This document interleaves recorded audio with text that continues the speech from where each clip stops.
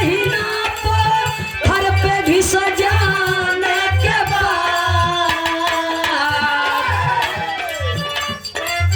होश में आता है मानव, होश में आता है मानव ठोकर खाने के बाद होश में आता है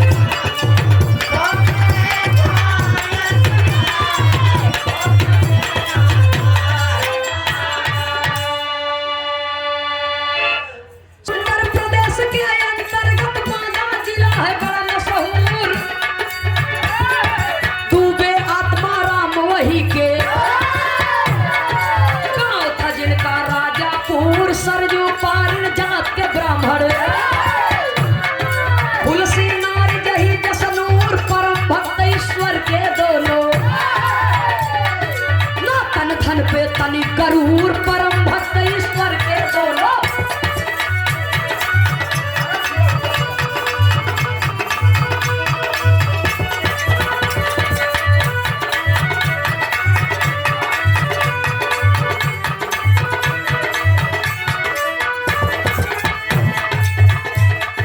कुछ दिन बीत गया प्रेम से कृपा कर दिए है करतार, फूल लगा बगिया में जहिया खुशी हुआ पूरा परिवार, अमुक्त मूल चल रहा नखत्ता। एक बालक जन्मा होनहार, जन्मत मुंह में दांत बतीसी, लख के डर गए सब नर नार, जन्मत मुंह में दांत बतीसी।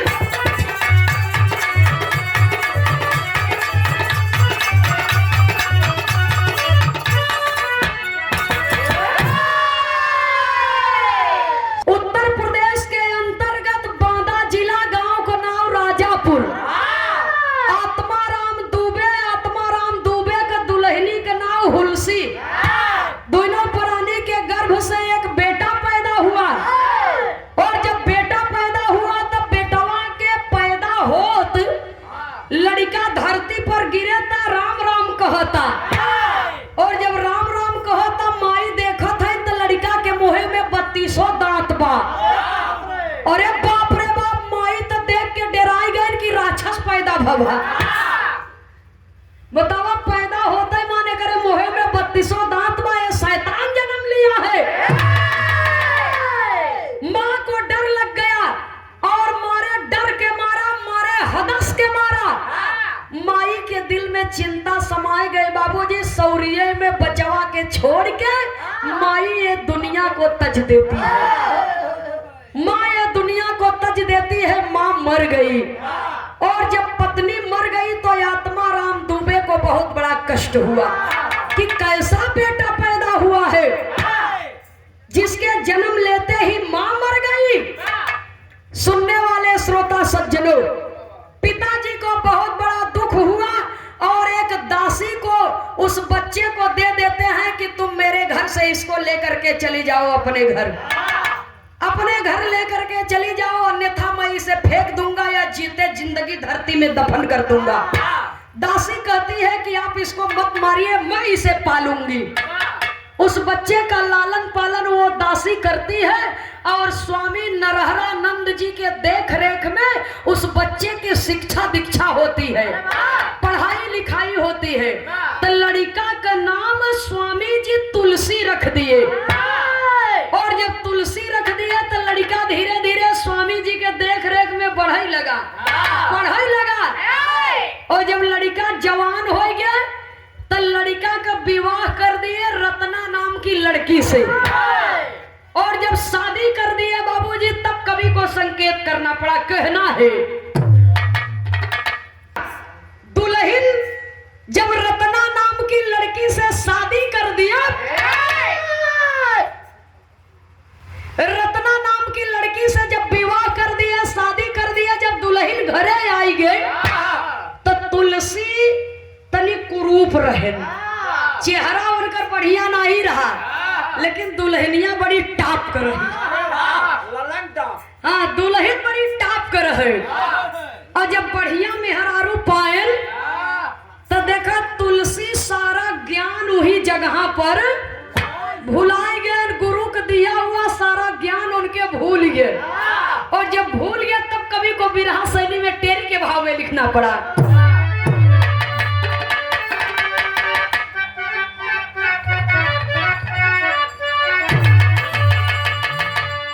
अरे राम सगरवा में पियासल मनवा, कली के गली में रस मातल बाबा,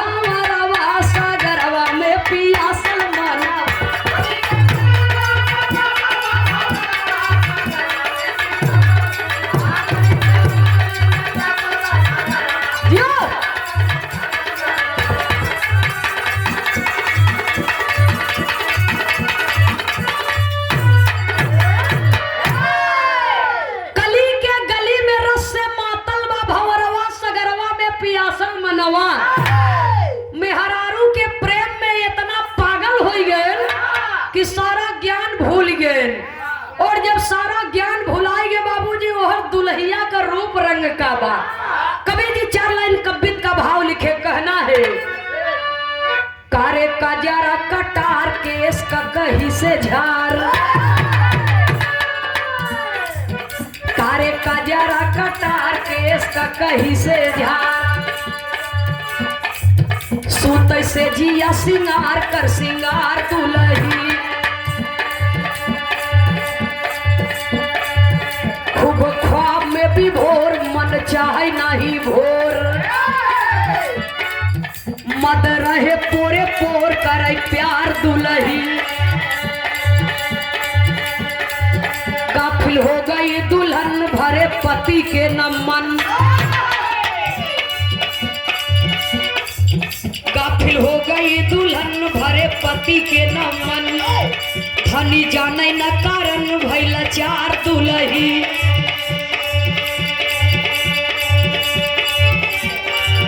एक दिन घरे से बाजार गए तुलसी तिखार, एक दिन घर से बाजार गए तुलसी तिखार, करे माई से दीदार भई फरार दुलही,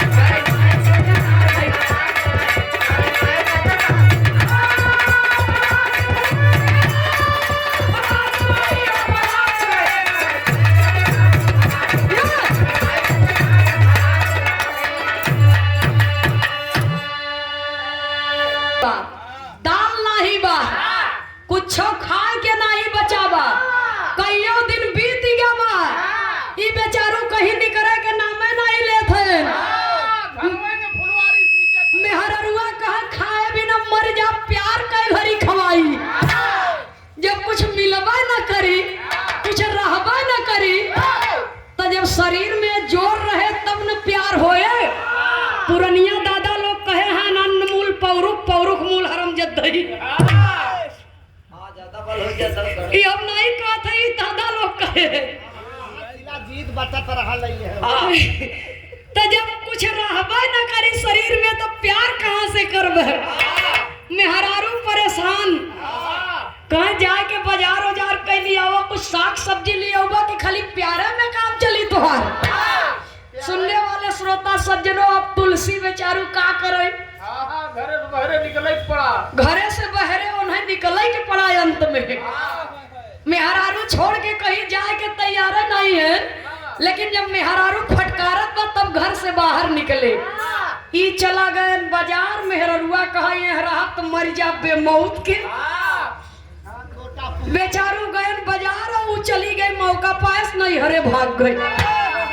और जब मायके चली गई हर बाजार की है गोभी भाटा टमाटर लिए, पहुंचा था घरे तो मेहररुए नहीं बा, बनवे वाली गाय बा, बनवे वाली गाय बा, सब्जी रखी के रखी रह गई।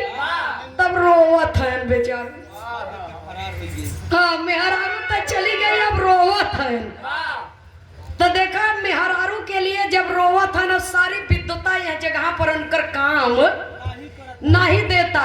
एक जने अहंकार भरा तो उनकर विद्युता खो गई रही, कभी कालिदास जी के, और एक जने के प्यार के चक्कर में विद्युता खो गए। तब कवि को संकेत करना पड़ा। बिरहा में एक लाइन तर्ज का भाव है मास्टर साहब, कहना है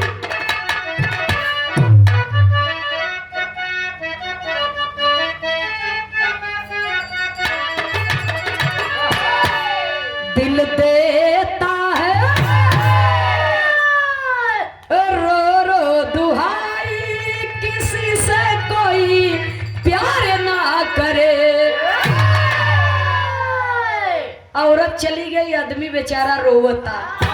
अब तुलसी के रच्चो धीरज नहीं आवत बा, रो रो के कहत का है, अरे धोखा हमारा से, धोखा हमारा से गईलू कमाई जुदाई वाली पीर गई, धोखा हमारा से गईलू कमाई जुदाई वाली पीर गई।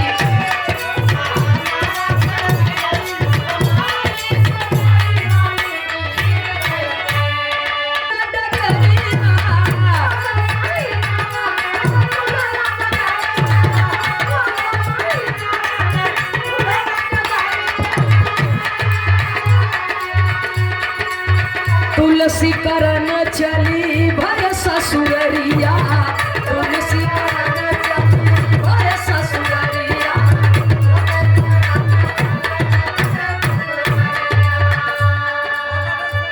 पार कई जात है। अब थोड़े दिन पहले एक सीमा सचिन के कहानी चली गई। सीमा हैदर के प्यार में सीमा सीमा पार कर गई। तो देखा ये प्यार आज से नहीं, इस जमाने से चला आवता। तो तुलसी प्यार में कौन हाथ पार करत है। भादव महीना का एकदम अंधेरिया रात, बिजली चमकता, पानी बरसता, बिजली चमकता, पानी बरसता, तुलसी के रास्ता नहीं सूझता। बिना मेहरारू के न रही पाओ, पागल ऐस हो गए। आधी रात की रही आई गए, जब ससुरारी बल आए के आओ, रोय रोय के कहत है बाबूजी।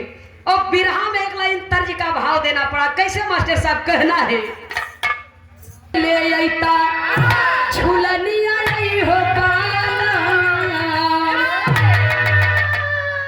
और पितरी के ले अइता तब झुलनिया आई हो पाला, और माछरी के काटे के नथुनिया आई हो पाला, माछरी के काटे के नथुनिया आई हो पाला।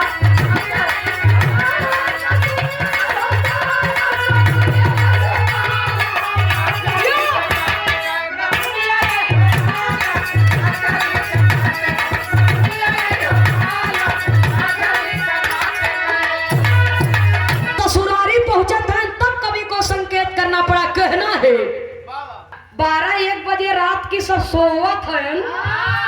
अब खोजत है कि कौने कोठरी में मेहरारू हमार बा। हाँ, पता करता है, अनुमान लगावत है कि कौने घर में जाई, लेकिन जाई कैसे, दरवाजा तो बंद बाट है। तब देखा यहाँ कवि के लिखे के पड़ा। कैसे मास्टर साहब, अरे सांप धई के डाके, सांप धई के डाके डाड़ावरी आई हो पालम, सांप धई के डाके डाड़ावरी आई हो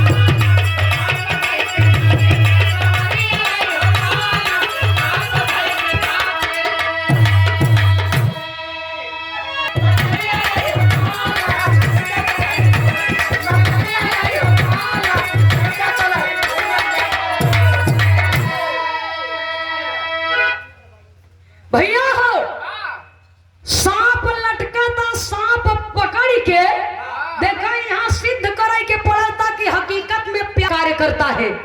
और प्यार जो होता है, यदि उसका सदुपयोग न हो सके, थोड़ा सा गड़बड़ी हो जाए तो अगर दुरुपयोग हो तो कितना बड़ा दुष्परिणाम निकलता है। सुनने वाले श्रोता सज्जनों, सांप पकड़ के जब चढ़ गया ना टाली पर, तो खिड़की से झांकत हैं, और जौने घरे में उनकर दुल्हन है रत्ना, दिया जुगुर जुगुर जरत है। वही दिया के वो जरारे जब देखें कहाँ मिलत गई। हाँ, मिलत गऊ, हमें धोखा दे के आऊ है। अब पहुंचे बाबूजी, दरवाजा ऐसे उठंगावा पर दरवाजा खोल दिए, और मेहरारू के लगे जब पहुंचे था तो गोड़वारी के बैठ गए। और जब मेहरारू के शरीर से, बदन से उनकर बदन स्पर्श भर, तो 12 बजे रात में सोवत, गहरी नींद में चिहुकी गई, उठ के बैठ गई के। जब देखा था अपने पति तुलसी के, तब रत्ना फटका ललकारती है और कहती क्या है। अंतरे के लाइन में कवि जी बड़ा सुंदर भाव लिखे। काटत जाओ तोहके और काटत जाओ तोहके तो उजरत लीलरिया आई हो बाला आ डरी गई रतना खुलल जब नजरिया आई हो बाला। सारी बात बता दिया। कहाँ वह जो रसरिया टांगी रही वही पकड़ के चढ़ के आवा दुल्ही कहे रसरी कहाँ टांगी बा।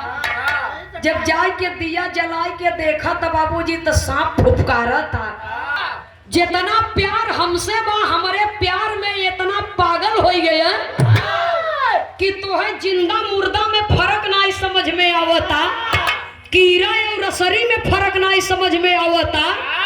तू चला आया हमारे लगे और इतना प्यार अगर भगवान से कह लेता तो तुम्हारा जन्म बन जाता। सुनने वाले श्रोता सज्जनों तब कवि को संकेत करना पड़ा। देख वहां मेहरारू के रूप धारण करके माँ काली आई थी कालिदास जी के घमंड तोड़ने के लिए, लेकिन यहाँ पत्नी अब अपने पति के लिए गुरु बनती है। पत्नी अपने पति के लिए गुरु बनती है और ज्ञान देती है। जब ज्ञान देती है तब कवि को संकेत करना पड़ा। कहना है चले जाओ दोबारा वापस मत आइएगा। सुनने वाले श्रोता सज्जनों जब पत्नी धिक्कार देती है तो वहां से तुलसीदास निकल दिए और रोवत रोवत निकल दिए। घोर बियाबान जंगल में आए और जब घोर बियाबान जंगल में आए तो एक व्यक्ति से मुलाकात होती है और राही तुलसीदास जी को समझाता है। गाना करीब में है, पपट के लाइन में कवि को लिखना पड़ा। अरे तुलसी बोला दुखिया बोला तुलसी के समनवा बाबा कलयुग में। ये दुखिया बोला तुलसी के समनवा बाबा कलयुग में और करबा जब तू हनुमत के धीर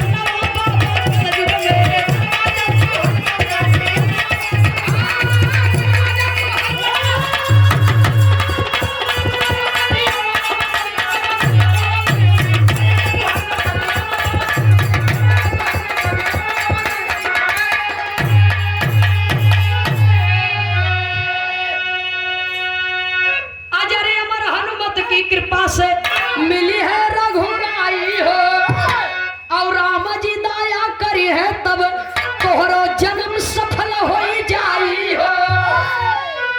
अरे बात मान हनुमत के कर ध्यानवा बाबा कलयुग में। अब बजरंगी के डोलई लगा आसानवा बाबा कलयुग में।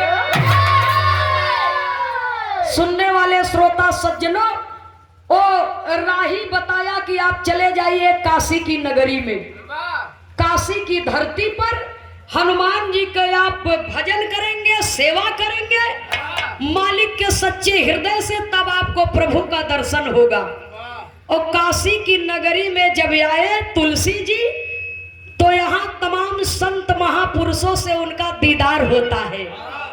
और काशी की धरती पर जब पहुंचते हैं संत महापुरुषों से दीदार होता है तो होता क्या है। आल्हा के लाइन में कवि को संकेत करना पड़ा। कहना है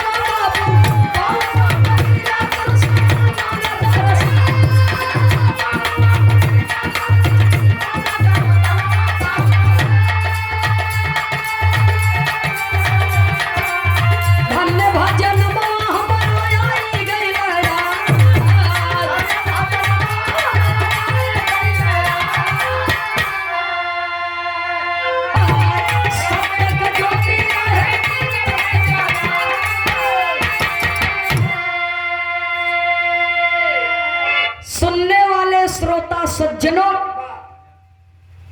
काशी की धरती पर तमाम संत महापुरुषों के आशीर्वाद से तुलसी जी को हनुमान जी का दर्शन जब होता है तो हनुमान जी कहे दर्शन तो के भगवान के कराए दे, लेकिन एक ठे शर्त बा।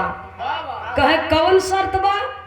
कहे तू यहाँ से जा, यहाँ से जा और गंगा जी में स्नान करके आगे जब चले जाएंगे घोर बियाबान जंगल में, काशी की धरती से प्रस्थान करेंगे, जब प्रयाग की ओर बढ़ेंगे और जब चलेंगे तो आप ऐसे चलते चलते पहुंचेंगे कहाँ? चित्रकूट।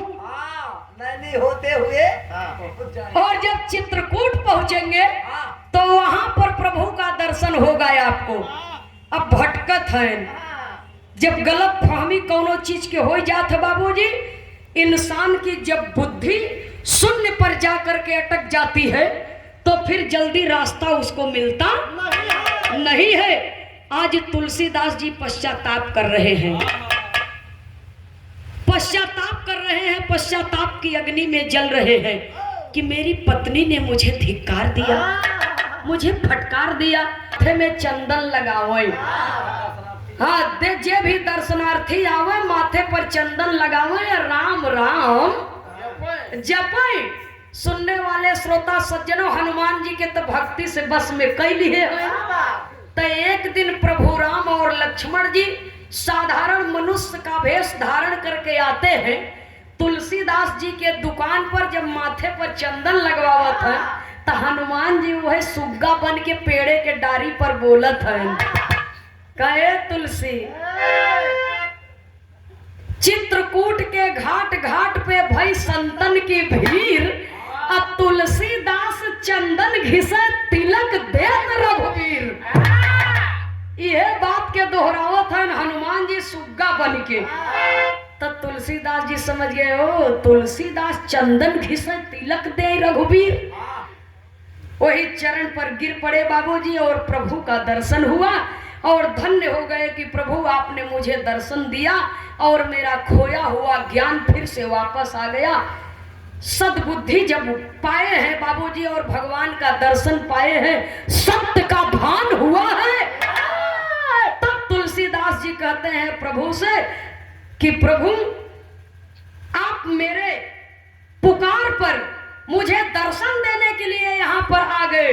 मैं जन्मों जन्म तक आपके कृतार्थ, आपके आशीर्वाद को नहीं भूल पाऊंगा। आपका दर्शन पा करके मैं कृतज्ञ हो गया। जब ये इतना बतिया सुने प्रभु राम तो कहा जौन कुछ मांगे चाहत हो मांग ला। कहा मांगे के का बात बा प्रभु, अगर देवे चाहत हो तो इतना दे दे कि आपके संगे हमारो नाम जुटा रहे। कहा आपके संगे नहीं, आपके नाम के साथ में मेरा नाम रहेगा। पहले भक्त फिर भगवान। इतना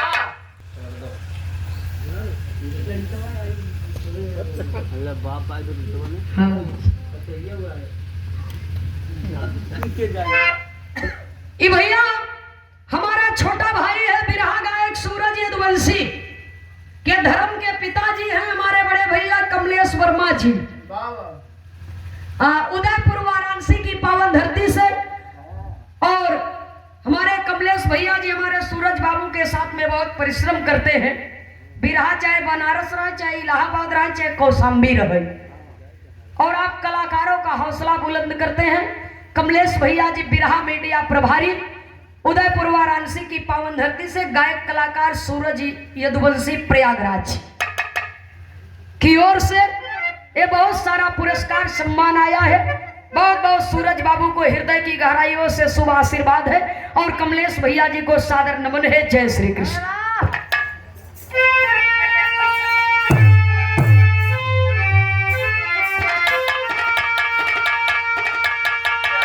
स्वर्गीय दद्दा पंधारी के धुन में कवि को संकेत करना पड़ा, कहना है